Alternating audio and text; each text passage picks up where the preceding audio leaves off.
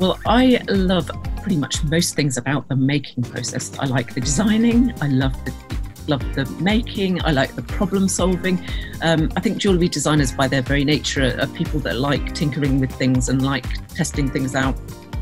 I love sort of seeing what happens if I do this, and so I'm quite a destruction tester. Probably I tend to sort of play until it melts and push things to the edges so that I can see what happens and sort of explore the possibilities and sort of gives you creative solutions as well. I like the troubleshooting and the problem solving and creating new things. I like learning new things. I like teaching myself how to do something else. I think there's so many different techniques in jewellery that I'm never going to get bored, and I'm really thankful for it during lockdown and things, because I always just end up losing myself making things, and I love playing in my workshop. It's my favourite thing to do.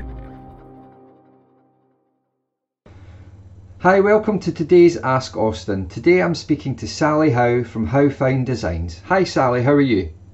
Yeah, I'm really good, thank you. Busy time of year, but it's all good. Sally, do you want to tell us a little bit about what you do?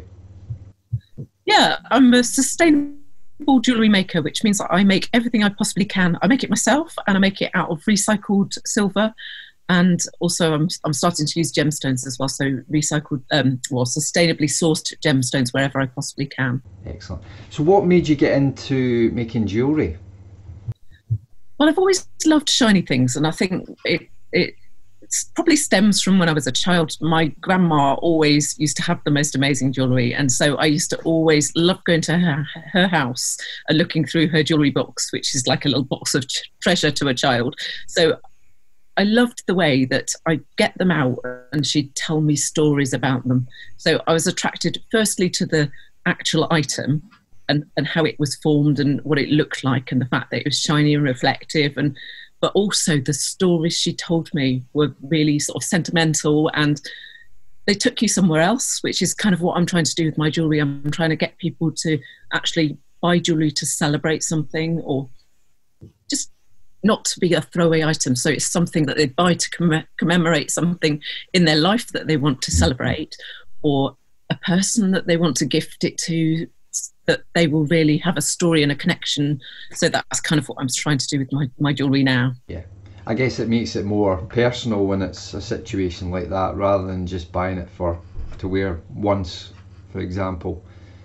Yeah, I mean, I'm really not into sort of throwaway things anymore. I've decided that I'm going to buy things that are quality, things that are handmade, things that are going to last a long while. You know, I want to buy well, buy once type things. So I don't like the throwaway society. I don't like things that are ending up in landfill. So I'm really trying to make things that are treasures, really.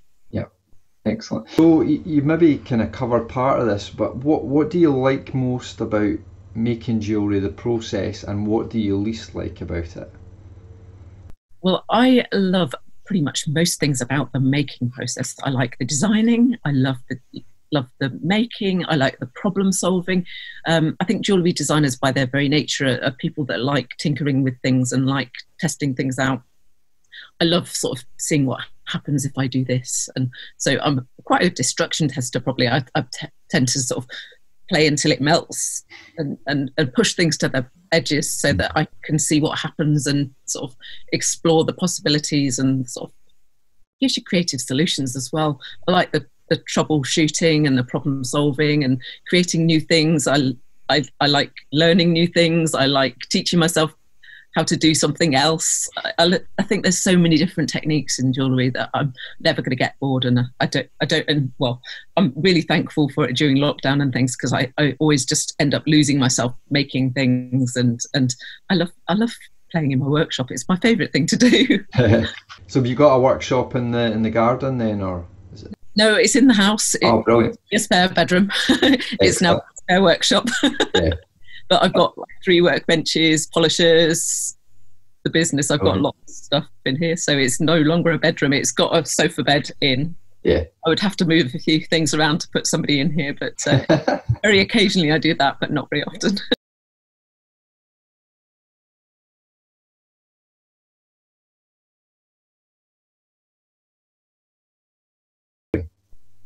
Yeah, I mean, I used to design title sequences in television, so really it was sort of moving graphics as well. So Yeah. I've got a really good idea. Well, I trained originally as a typographer, so I've got a strong sense of typography and lettering and styling.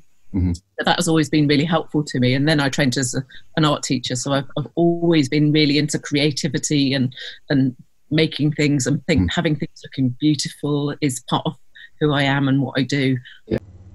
Fab. Excellent. So where do you get your ideas and your inspiration for your designs? Oh, so many places: art, life, nature, places I go to, people I meet, history. I can get ideas from anywhere. I take loads of photographs. I'm sort of keen amateur photographer as well. So I think life's just really inspiring to me. I get inspiration from everywhere. And when I meet a new customer, they give me inspiration by just telling me a story. So I like to sort of have sort of brainstorms, and I use also Pinterest a lot for getting ideas and sort of getting ideas, pulling them together as well. So I might get loads and loads of disjointed ideas that gradually can come together and make a really nice design in the end. So that's kind of one of my favourite things to do, really. I think it's another thing of problem solving and creativity. Yeah. I enjoy that side of things. Excellent. And are your PCs all one-offs, or do you kind of not mass produce, but do you do the same thing more than once? They started out being I made sort of things that were sort of hand stamped and things, and so I've got probably like this necklace here. You can see it's like a hand stamped necklace with an initial on. It's difficult to show to camera, but so I refined all my skills by offering sort of a range that were relatively simple. I've got hand stamped empowering rings and things like that, and then I started casting a few things. So I've got things like these. This one here is a star anise, which is part of my Christmas limited edition range. Excellent. It's only available from to December, so that is actually a cast one. So I send that for casting, but there's quite a lot of hand finishing as well. So that was how my range developed, and then I've started to take bespoke commissions a bit more now. But I'm gradually going to refine that even more, so that actually I will probably phase out a few of my lower end items and actually head more up market, because I'm going to start selling faceted gemstones and gold as well. So it's going to be quite a transition, but I'm quite excited. And I guess it's good to evolve as well, not just stay still, isn't it? Yeah, definitely. And I would rather make fewer numbers of pieces that are actually much more beautiful and much more meaningful. So I think rather than churning out the mass production, I would definitely prefer to be sort of a little bit more individual, a little bit more creative, and actually a little bit more special, really. Yeah. Good stuff. What does a normal day look like? You were saying that you're obviously really busy at the moment, getting geared up for Christmas. But what, in general, what does a normal day look like for you? I generally will get out of bed at about 6:45. I grab myself a cup of tea and head to my computer. Actually, I go to a Get It Done session, which is online. It's part of Janet Murray's community, but we literally turn up to a meeting, say what we're going to do for 45 minutes, have our cameras on. It's a Zoom meeting like this, but then we literally put in the chat what we're going to do, go away and do it, like on the computer or whatever, and then do something. So I tend to have sort of a chunk that I need to get done the night before, so that I know that when I come onto the computer at 7 o'clock, I know exactly what I'm going to do for that 45 minutes. So that's a really good thing. I can do social media planning, or I can do Pinterest pinning, or I can make an email, or I can design a landing page, or design something that I need for that week. So each day I generally will do that, because I'm quite productive in the mornings. And then I go on and do a to-do list sort of things that I need to do. So I've got like written on paper of things that I need to do today that I literally just go tick, tick, tick, tick, and I do them. And then I tend to do a task that is making or designing. I tend to try and chunk so that I'm more organised, because I think if otherwise, I used to be a bit more scatty and I used to sort of go off doing this, that and the other and never get quite enough finish, whereas now I'm better at sort of chunking, like an hour of this and then a cup of tea, an hour of this, a cup of coffee, you know. I tend to pace my day with a little refreshment here and there, but it works. Not too much coffee. No, it works for me only because I think I like to sort of have a target and then see a reward, so that's quite good for me. Yeah. But then in the afternoon, I tend to do some learning or development. So I might go to like a little class that I'm in an online community that I go to a class, or I might do sort of a social with somebody that I'm supporting, or have a meet with somebody, because I think being a maker, it's quite good to actually touch base with a few people. So I've got a few communities that I'm actually in that I really enjoy that aspect of it as well. But and then I'll go back to making probably. Generally, it will be a trip to the post office a couple of times a week just to get everything posted out. But and in the evening, I do sometimes do some making, but sometimes I know that I'm quite tired, so it might be the case that I make some time to cook something for my children and my husband, or just have a bit of a chill time for a little while, because I think at that point you end up thinking, ooh, been quite productive and I need a little break. But generally I try and pace myself, and I'm quite good at keeping going for quite a lot, but I know when I need to stop. I tend to sort of get to listen to me, what's going on with the body in my head. I like the fact that you cut everything up into sort of bite-sized chunks. I think that's really, really good to do that, because otherwise you do just get stuck in it, and you end up 3 hours later, you're like, what have I actually achieved? Whereas if you set little targets, it's something I've literally, the last 2 years probably, I've got better at doing that, because I realised I was really sort of not very efficient.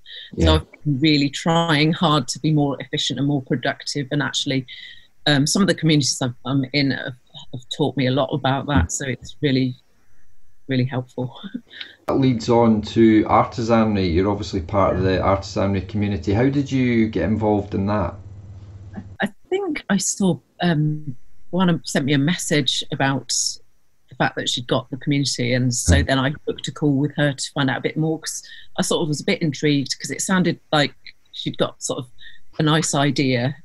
You know, when there's a new community starts up, you're never quite sure, but I really am loving it, because particularly it's really supportive. It's all makers, which is really important to me, because I think I went on Etsy for a while and I was not happy there. I didn't really feel like it was what it used to be.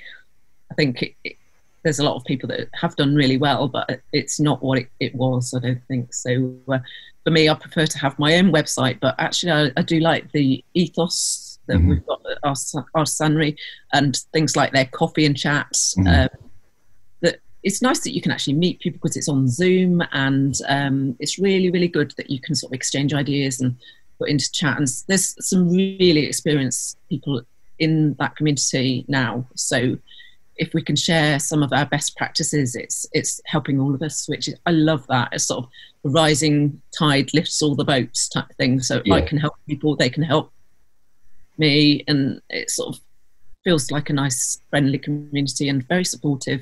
People are buying from each other, and that's really nice, because small businesses need all the help we can get at the moment, don't we? Especially at the moment, it's I guess that's where communities have really come into their own, isn't it? That, you said earlier on that you're part of a few communities, but absolutely, this is the time for everyone to kind of help each other, and especially when we get out the other end, we'll all be better for it. I definitely think it's worth investing in yourself and your personal development, and also the community side of things. I think actually it's really short-sighted to not be in communities like that, because I think the support you get is far more valuable than even the cost, because I think it's amazing. And people then, they become your buyers, your supporters, your advocates. I mean, I've had probably more people buying from me that I've met through online communities than ever this year. Yeah. I think it means so much more when you've actually had some sort of contact with people. Yeah. And I'd rather buy from people that I know, like, and trust, either who I've met in real life or I've seen them on videos and things that you can just tell whether people are genuine. Yeah, absolutely. I think when you can, and I think Zoom's really helped with that as well, because you can actually see people as opposed to just being on a phone or an online chat. Funny you should say that, actually, because I didn't used to even turn my camera on Zoom. I was just, I hated it. It was just the thought of turning up and, like, people, I don't know what it is, but it's very, very strange how your head works. But I've kind of got used to it now, and pushing myself to actually appear on things like this is, like, quite hard first of all, but after a little while you just get chatting and it's quite normal.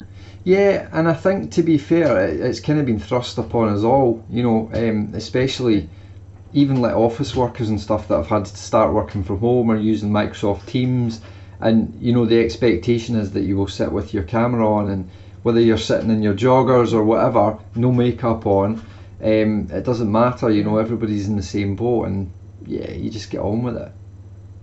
It's just getting used to it. It's quite leveler, actually. Yeah.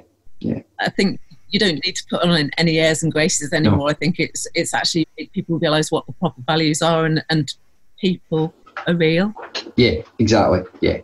There's no. Yeah, absolutely. You've got somebody coming in disturbing you, or, you know. Yeah. The alarm goes off. Yeah. So be it. Someone's at the door. I just need to nip and answer the door. Yeah.